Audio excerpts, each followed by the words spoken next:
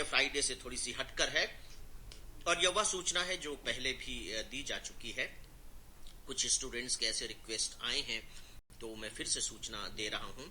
और ये सूचना ये है मित्रों कि जो स्टूडेंट अभी फरवरी मार्च की क्लासेस के लिए आ रहे हैं उनके लिए एडमिशन फॉर्म नेट पर डाल दिया गया है। आप जब जैसे .com पर जाएंगे आपको ऊपर वो फॉर्म मिलेगा और आप सबसे रिक्वेस्ट है कि प्लीज उस फॉर्म को जल्दी से जल्दी तुरंत भरकर भेज दें। तो मित्रों यह एक सूचना है जिसे मुझे विश्वास है कि आप सब पूरी गंभीरता से लेंगे। दोस्तों अब जो दूसरी खबरें हैं वो सामान्य खबरें हैं, जैसे कि कल चूंकि शनिवार और उसके बाद रविवार है तो 2 दिनों की ये गस्टेड छुट्टियां होती हैं, तो इसमें डेली ऑडियो गाइडेंस नहीं आएगा और इस तरह से लाइफ मैनेजमेंट भी नहीं आता है। लेकिन आपके लिए दूसरी चीजें प्रोवाइड की जाती हैं, जैसे प्रेस क्लिपिंग्स कल भी अवेलेबल आपको होंगी। जो भी अखबारों की कतरनें इंपॉर्टेंट होंगी वो आपको पढ़ने को मिलेंगी और उसके साथ ही साथ आपको योजना और कुरुक्षेत्र के टोटल 4 आर्टिकल, 2 योजना से और 2 कुरुक्षेत्र से पढ़ने को मिलेंगे। 2 उसमें से हिंदी के होंगे, 2 इंग्लिश के होंगे। ये आर्टिकल्स आपको पढ़ने को मिलेंगे। साथ ही आपको एक वीकली क्वेश्चन मिलेगा, साप्ताहिक प्रश्न जो आपको प्रैक्टिस के लिए दिया जाता है और इसके बारे में कई बार मैं बातें कर चुका हूं। और दोस्तों आखिरी में यह सूचना कि स्पेशल ऑडियो गाइडेंस जो हमारे क्लास के स्टूडेंट रहे हैं उनके पास भेजा जाएगा। तो दोस्तों ये कुछ सूचनाएं थी। अब हम आते हैं अपने रूटीन पर और शुरुआत करते हैं न्यूज एनालिसिस से। मित्रों ऑल इंडिया रेडियो की न्यूज आपने सुनी होगी और कल के न्यूज में सिविल सर्विस की तैयारी की दृष्टि से कुछ महत्वपूर्ण बातें हैं। कुछ कंटेंट के फॉर्मेट में भी हैं और कुछ सच पूछे तो टॉपिक के फॉर्मेट में भी हैं। कंटेंट के फॉर्मेट में जैसे बताऊं, उड़ान योजना के बारे में आपने न्यूज सुनी कि उम्मीद है कि उड़ान योजना बहुत जल्दी शुरू हो जाएगी। 1 महीने के अंदर ही शायद वो योजना शुरू हो जाएगी। आपको मालूम है कि मुझे लगता है कि लगभग 4-5 महीने तो हो गए जब केंद्र सरकार ने उड़ान योजना की घोषणा की थी। और इसका जो पर्पस है वो खासकर जो हमारे नगर हैं, ज्यादा से ज्यादा नगरों को एयर ट्रैफिक से जोड़ना, मतलब वायु यातायात सुविधाएं उपलब्ध कराना। दोस्तों ये इसलिए क्योंकि मैंने उस समय आप लोगों को बताया था, मुझे बहुत अच्छे तरीके से याद है कि जो वायु यातायात है वो इकोनॉमिक डेवलपमेंट में बहुत बड़ा रोल प्ले करता है। क्योंकि देखिए जो बड़े बड़े उद्योगपति हैं, जो अच्छे एंटरप्रेन्योर्स हैं, उनके पास इतना वक्त नहीं होता कि वो कहीं बाई रोड ट्रैवल करके जाएंगे या ट्रेन से ट्रैवल करके जाएंगे। अगर एयर से ट्रैवल करने की सुविधा नहीं होती है तो फिर वो उस स्थान को चुनते नहीं है अपने लिए उद्योग लगाने के लिए या ब्रांच ऑफिस खोलने के लिए या विजिट करने के लिए।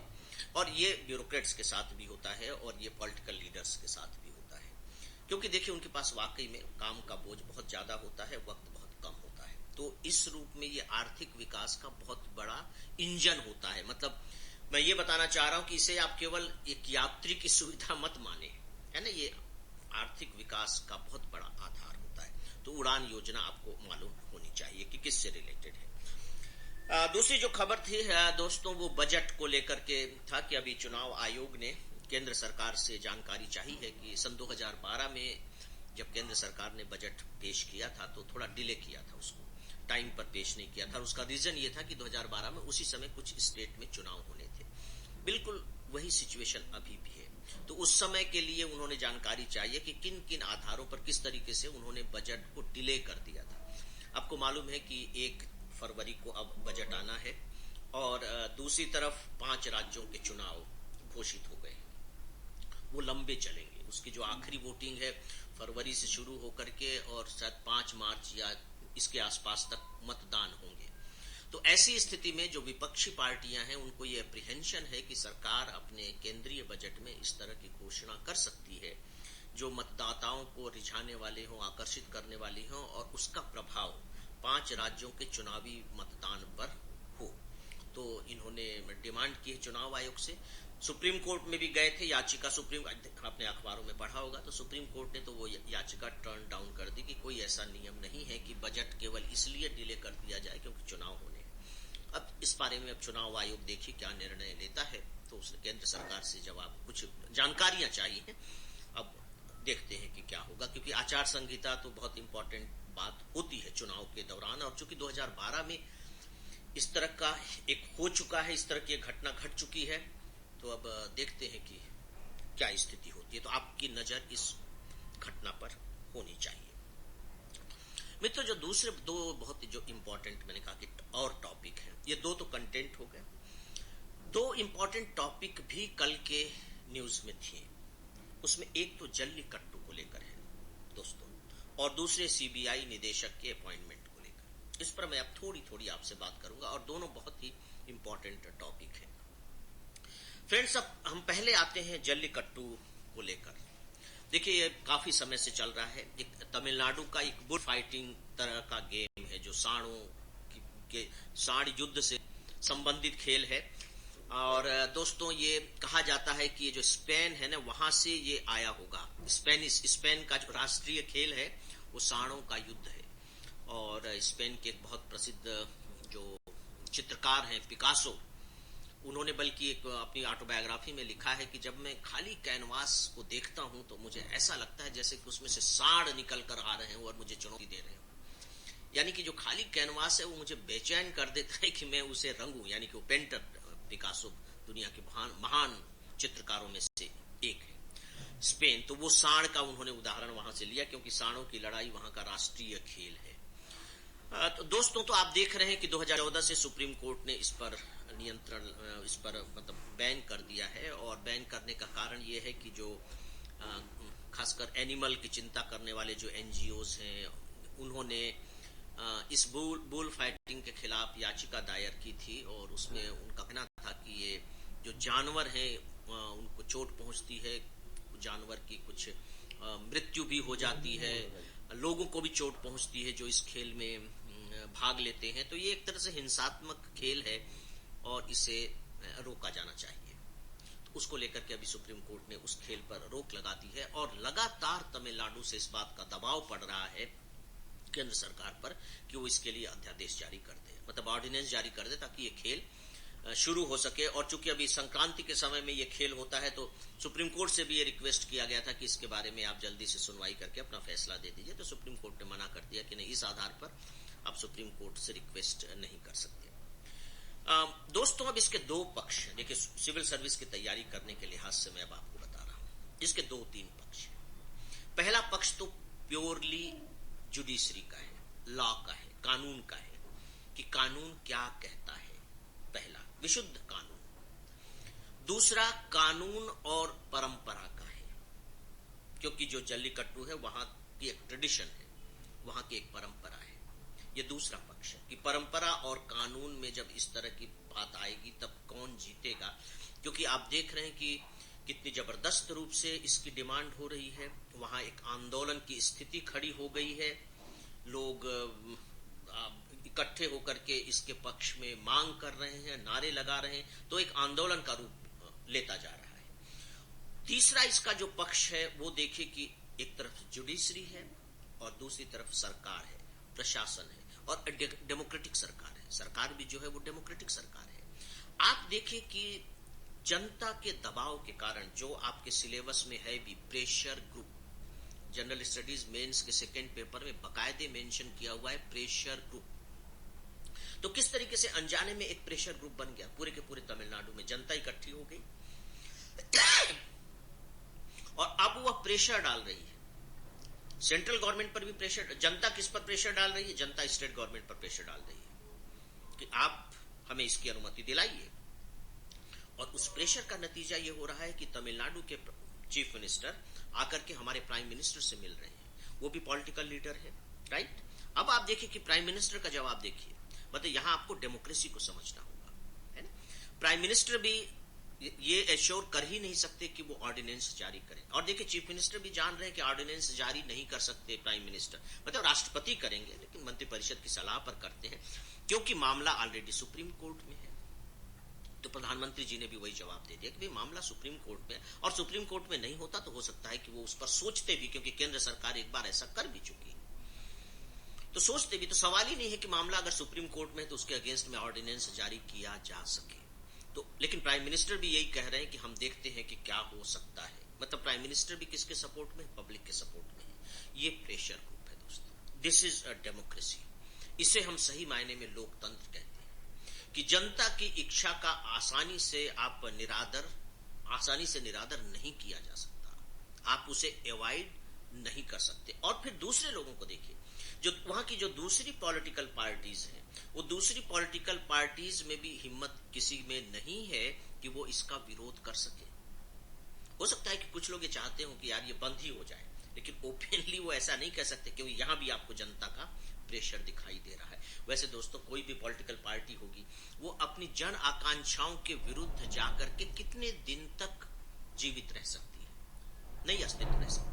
और अगर पॉलिटिकल पार्टी का अस्तित्व नहीं रह सकता तो बट नेचुरल है कि उस पर आधारित गवर्नमेंट का भी अस्तित्व नहीं रह सकता। आपको जन आकांक्षाओं का सम्मान करना ही पड़ेगा। तो यहां पर आपको पॉलिटिक्स वर्सेस जुडिशरी दिखाई दे रही है, राइट दोस्तों। अब तीसरा, इसके हम व्यवहारिक पक्ष पर आते हैं। इस पर टाइम्स ऑफ इंडिया ने आज एडिटोरियल भी लिखा है कि ये जो परंपरा है वो आई कहां से है।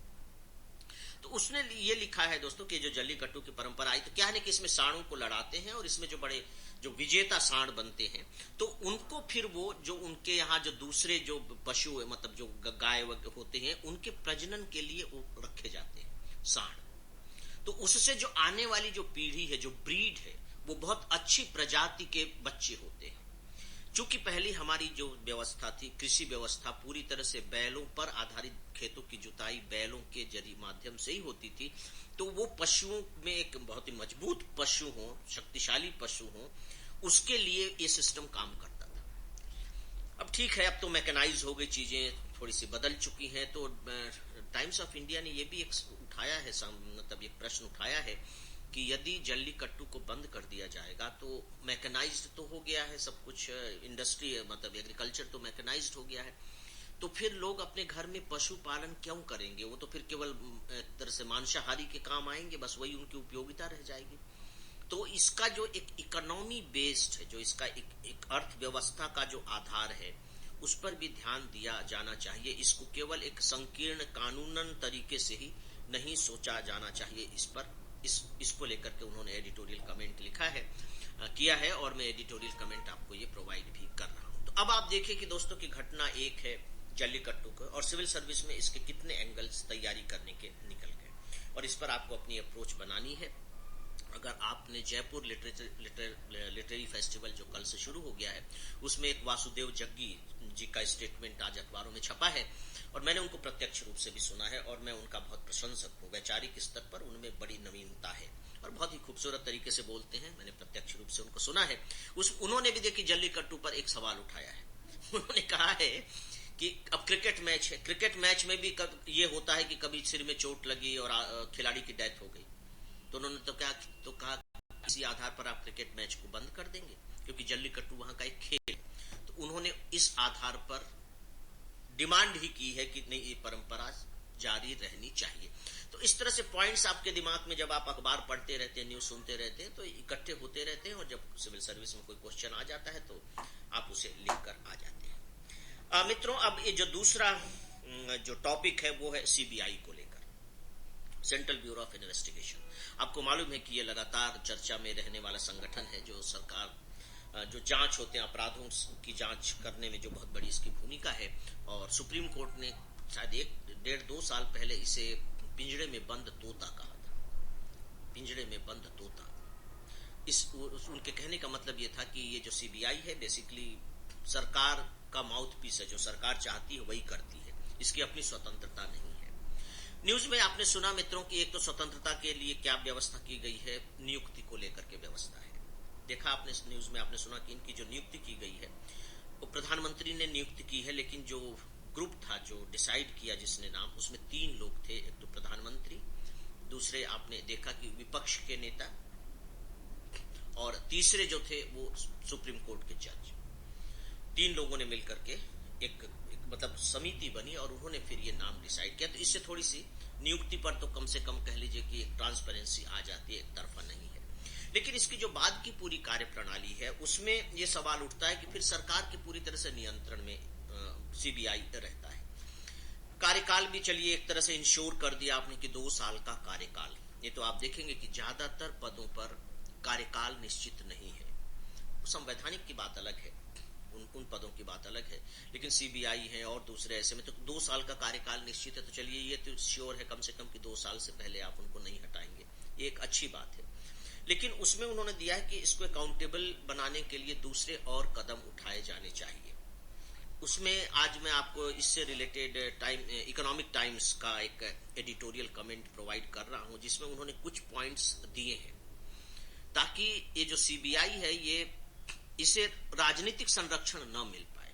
तो इसमें इन्होंने एक बहुत अच्छी बात जो कही है, मुझे भी अच्छी लगी, कि सीबीआई को ये जो पार्लियामेंट्री कमेटी होती है, संसद की जो समिति होती है जिसमें सभी पार्टियों के मेंबर्स होते हैं, उनके प्रति भी अकाउंटेबल बनाया जाना चाहिए, क्योंकि जब दूसरी पार्टी के लोग होंगे वो फिर सही तरीके से निर्णय ले सकेंगे। अगर किसी मामले पर पूछताछ करना हुआ तो वही ज्यादा ट्रांसपेरेंट होगा। जैसे आप देखिए कि अभी रिजर्व बैंक के गवर्नर को संसदीय समिति ने बुलाया, वित्त मंत्रालय की संसदीय समिति ने, तो उसमें सभी पार्टियों के लोग हैं, उसमें केवल सत्ताधारी पार्टी के ही मेंबर ऑफ पार्लियामेंट नहीं है, तो उससे चीजें ज्यादा ट्रांसपेरेंट होती है। तो इसमें उन्होंने कहा है कि इस तरह से इसको मल्टी जो संस्थाएं होती हैं, मल्टीपल लाइंस पर इसकी अकाउंटेबिलिटी फिक्स की जानी चाहिए। ह्यूमन राइट्स कमीशन के प्रति भी ये अकाउंटेबल हो, इसी तरह से ये संसद की पार्लियामेंट की कमेटी के प्रति भी अकाउंटेबल हो, सरकार के प्रति तो हो ही।